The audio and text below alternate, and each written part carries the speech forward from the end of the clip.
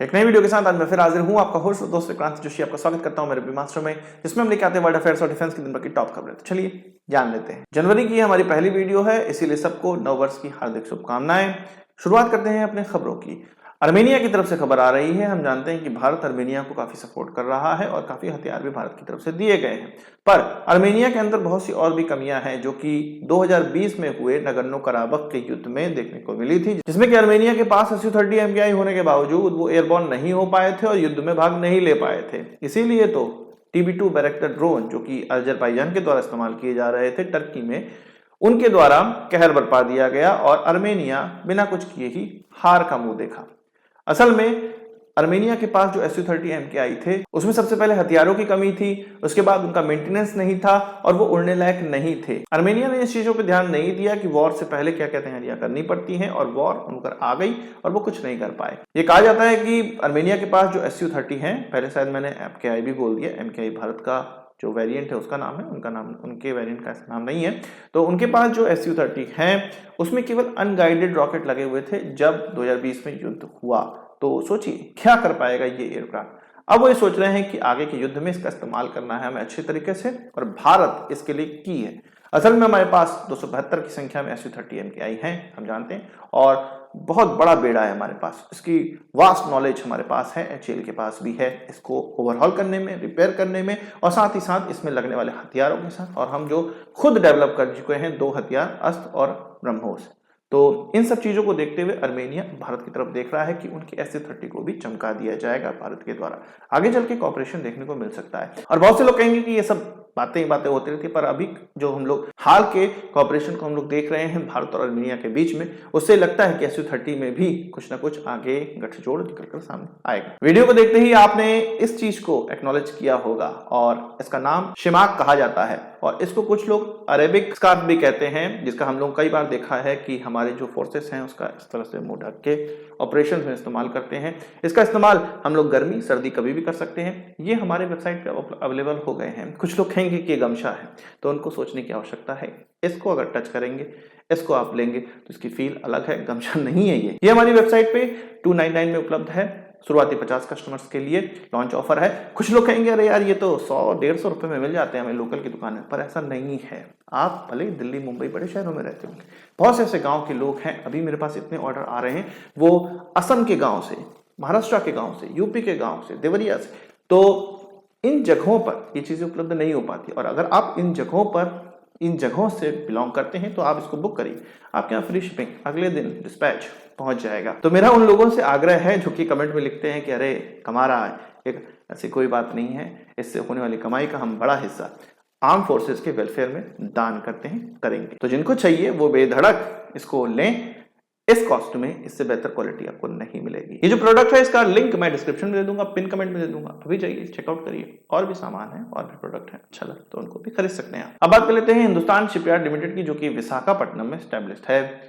इनके द्वारा एक टैंकर वॉरशिप बनानी थी या टैंकर शिप बनानी थी, वो अभी तक बन नहीं पाई है। 2003 से ही हम लोग सोच रहे हैं कि बनेगा, अब बनेगा, नया बनेगा। हमने टर्की से इसके डिजाइन के लिए हाथ भी मिलाया था, पर हमें बनाने थे 45,000 टन डिस्प्लेसमेंट वाले। उनके पास जो एक्सपीरियंस है वो 17,000 टन डिस्प्लेसमेंट का है, तो वो हमें क्या सिखाएंगे।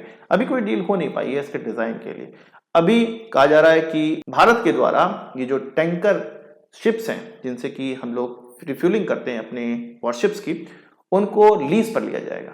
एक की संख्या में इसको लीज पर लिया जाएगा 3 साल के लिए। एक स्टैंड बाई में रखा जाएगा कि कभी इसका इस्तेमाल करने की जरूरत पड़े तो हम करेंगे। ऐसा क्यों किया जा रहा है? असल में जो हमारी प्रोडक्शन कैपेबिलिटी है वो अभी बहुत कम है, हम नहीं बना पा रहे हैं नए वॉरशिप या टैंकर शिप। हमें अब ज्यादा से ज्यादा संख्या में लगभग 18 से लेकर 20 तक की आवश्यकता है इस प्रकार के टैंकर शिप्स की। हमारे पास लगभग 10 की संख्या में ही है, बहुत कमी है।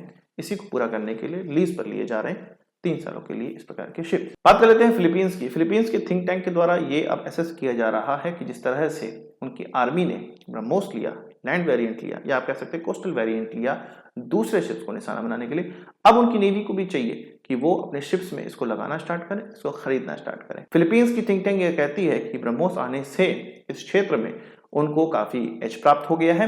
वो ये चाहते हैं कि उनकी नेवी में भी इसका प्रोक्योरमेंट किया जाए और हम देखेंगे कि फिलीपींस में इसकी नेवी में भी प्रोक्योरमेंट होगा, पर अभी फिलीपींस के पास पैसे नहीं है। अभी पिछले ही साल उनको डिलीवरी करना स्टार्ट कर दिया है हम लोगों ने ब्रह्मोस का, और उनके लोगों को सिखाना भी स्टार्ट कर दिया है। अब बात कर लेते हैं भारत और जापान के बीच में डिफेंस कॉपरेशन को लेकर। आपको पता है कि जापान ने अपने यहाँ ये मसौदा पास किया हुआ है कि अब वो भारत के साथ या अन्य देशों के साथ ज्यादा से ज्यादा डिफेंस कॉपरेशन रखेगा चीन को पिछाड़ने के लिए इस क्षेत्र में। तो भारत भी उनके साथ डिफेंस कॉपरेशन रखना चाहते हैं। हम ये सोचते हैं कि जापान के पास बहुत ढेर सारी टेक्नोलॉजी है, पर डिफेंस के मामले में उनके पास टेक्नोलॉजी की कमी है। साउथ कोरिया तक उनसे आगे निकल चुका है। हाँ, भारत उनसे आगे नहीं है, पर फिर भी इतनी बड़ी उनके पास डिफेंस टेक्नोलॉजी नहीं है जितना कि विश्व में अन्य यूरोपीय देशों के पास है।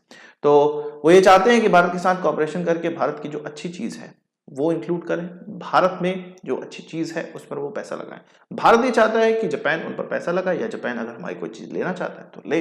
तो इसके लिए जापान में एक एग्जीबिशन किया जा रहा है फरवरी में।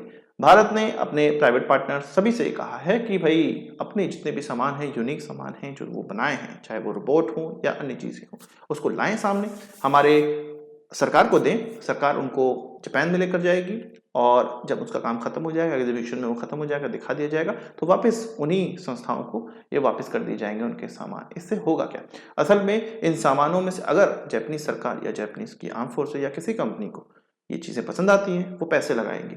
हो सकता है इसके साथ कोलैबोरेशन करें और भारत और जापान दोनों के लिए उस इक्विपमेंट को बनाया जाए, जिससे कि भारत को भी हेल्प होगी, जापान को भी हेल्प होगी। अब बात कर लेते हैं हमारे पड़ोसी देश और उनके थिंक टैंक और उनके बड़े बड़े जानकार लोगों की। इसमें से पाक स्ट्रेटेजिक फोरम एक बहुत बड़ी वहां की संस्था कह सकते हैं, थिंक टैंक कह सकते हैं, जो कि अभी ऑनलाइन प्रेजेंस अच्छा खासा रख रही है।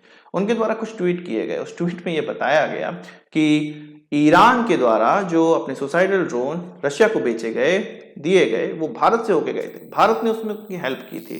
वो बहुत ज्यादा डिटेल तो दे नहीं पाए, उन्होंने कुछ फ्लाइट्स की डिटेल दी कि देखो ये तेहरान से दिल्ली गया, दिल्ली से मॉस्को गया, मॉस्को से दिल्ली आया, दिल्ली से फिर तेहरान गया, फिर तेहरान और मॉस्को के बीच में फ्लाइट हुई। और इसमें वो कह रहे हैं कि भाई ये यूएस कह रहा है इन जो उड़ान में जो फ्लाइट का इस्तेमाल किया गया, जो एयरक्राफ्ट का इस्तेमाल किया गया, वो इन हथियारों को ले जाने के लिए किया है। तो उनको कुछ पता नहीं है, केवल इधर का डेटा उधर का डेटा करके वो केवल अपनी पुख्ता जानकारी बताना चाह रहे हैं कि भाई इस तरह से यहाँ पर ड्रोन ट्रांसफर किए गए। अरे तेहरान और मॉस्को के बीच में भारत और पाकिस्तान कहाँ से आ गए? तेहरान चाहे तो या ईरान चाहे तो सीधे रूस को हथियार दे सकता है, सैंक्शंस ऑलरेडी उस पर लगे हुए हैं, तो उसको क्या दिक्कत है? बीच में ऐसा कोई देश भी नहीं आता जिससे कि उसको परमिशन लेनी पड़े, सब रशिया वाले देश ही हैं। तो क्यों वो पाकिस्तानी एयर स्पेस क्रॉस करके भारत आएगा और फिर भारत से पाकिस्तानी एयर स्पेस क्रॉस करते हुए फिर वो उसी रास्ते से मॉस्को जाएगा, रशिया जाएगा? इनके थिंक टैंक भी बेवकूफ हैं और बेवकूफ जैसा एनालिसिस ये लोग करते हैं। उनके लिए कुछ शब्द हो तो आप जरूर कमेंट बॉक्स में लिखिएगा। आज की इस वीडियो के लिए बस इतना ही। आशा करता हूँ वीडियो पसंद आया होगा, आपको एक बड़ा हमसे जोड़ देंगे। इस वीडियो से किस बात जाओ कमेंट बॉक्स में जोड़ लीजिएगा, और यदि आपने हमारे चैनल सब्सक्राइब नहीं किया उसे भी कर लीजिएगा। हम इस प्रकार की वीडियो लाते रहते हैं। नमस्कार, थैंक यू, जय हिंद।